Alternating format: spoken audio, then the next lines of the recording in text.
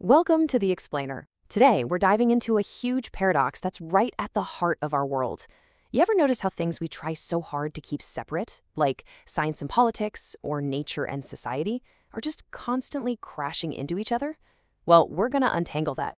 The philosopher Bruno Latour really nailed this. He noticed something kind of weird just reading his daily newspaper. He'd see a single story, maybe about the ozone layer, that would just weave together atmospheric chemistry, corporate CEOs, heads of state, and ecologists. It was all one single tangled thread. Sound familiar? I mean, the COVID-19 crisis was the perfect massive example of this. A biological event, a virus, it didn't just stay in its little nature box, right? No way. It set off this huge ripple effect, cascading into an economic crisis with unemployment and supply chains collapsing, which then morphed into a full-blown social crisis that changed everything about how we live and work. So that brings us to the big question. Why is our world so tangled? Why does this neat separation we all kind of believe in seem to fail over and over again? Well, it turns out the answer is hiding in a sort of hidden blueprint that's been running our world for centuries. And that blueprint is what Latour calls the modern Constitution. Now, think of it like an unwritten operating system for the modern world. It's the software that dictates how we organize, well, everything. Yeah, this isn't some legal document you can go find in an archive. Nope. It's a set of really powerful, totally invisible assumptions that split our entire world into two distinct domains. You got nature on one side and society on the other. And this Constitution, it has two very contradictory jobs. Okay, so here's the central tension, the real core of it all. The Constitution has an official job, what Latour calls the work of purification. Its whole purpose is to keep nature and society completely separate. But it also has a secret, unofficial job, the work of translation. And this job does the exact opposite. It's constantly creating these mixtures or hybrids that blend the two worlds together. And this whole balancing act is only possible because of four key guarantees. First, nature is transcendent. Its laws just exist out there, totally separate from us, waiting to be discovered. Second, society is our creation. We're totally free to build and design it however we want. Third, and this one is absolutely crucial, these two realms must never officially mix. And finally, there's a kind of distant, crossed-out God who acts as a silent referee, making sure nature's laws are stable, but leaving society completely in our hands. So where did this incredibly powerful idea of a great divide even come from? Well, to understand the rules, we have to go back to the origin story. And it all starts with a huge debate between two intellectual giants back in the 17th century. These guys were Robert Boyle, the natural philosopher, and Thomas Hobbes, the political philosopher. And they were, for all intents and purposes, the founding fathers of this whole modern operating system. Together, what they did was draw this great big line in the sand.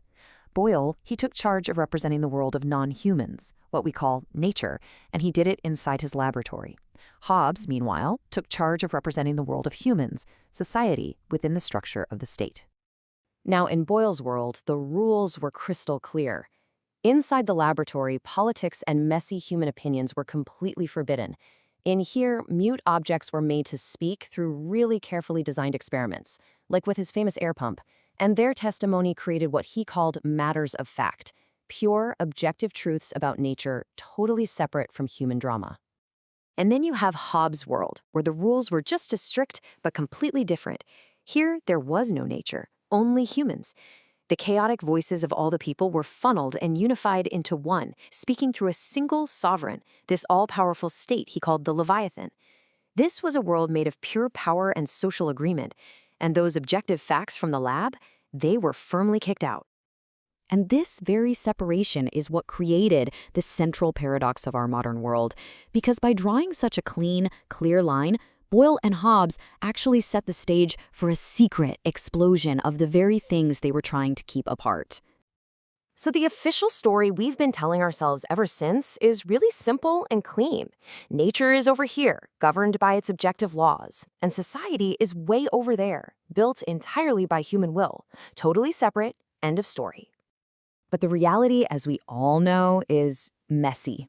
It's a world just full of these nature-culture hybrids, things like climate change, where our economy literally alters the atmosphere, or global pandemics, where a tiny virus reshapes all of society. Even something like artificial intelligence. It's both pure math and a deeply social force that's rewriting our world as we speak. And here is the absolutely crucial point, the big twist. That strict separation was never actually meant to stop these hybrids. It was the very thing that allowed them to multiply like crazy. By pretending these mixtures didn't officially exist, by making them totally invisible to the Constitution, we could create them on a massive, world-changing scale without ever having to take responsibility for them. And this brings us to Latour's really radical conclusion.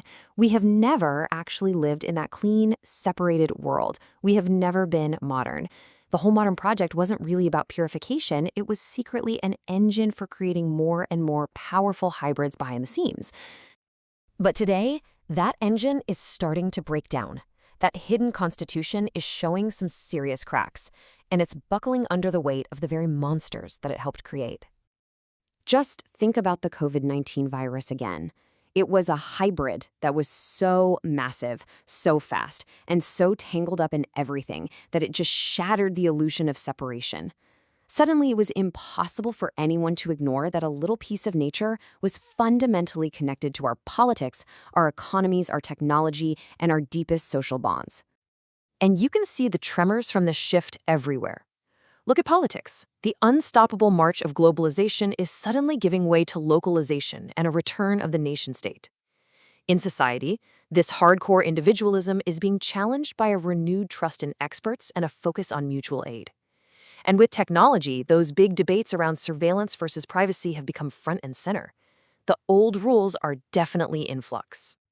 So, all of this leads us to the final critical question. If the old constitution is broken, what's next? How are we supposed to govern a world that we can no longer even pretend is neatly divided? Well, Latour offers a pretty provocative idea. He calls it a parliament of things. It's basically a proposal for a brand new kind of democracy, one that finally just drops the whole pretense of separation. It suggests we need a political system that officially gives a voice to the non-humans that shape our lives, a place where scientists can speak for climate models and activists can speak for endangered rivers, right there alongside our human representatives. So I'm going to leave you with this question. Since it's pretty clear our modern constitution is failing, what would it actually mean to acknowledge our tangled reality? What would happen if we stopped treating ecosystems and technologies and even viruses as just passive objects out there, and instead invited them to the political table as active participants in this shared world of ours?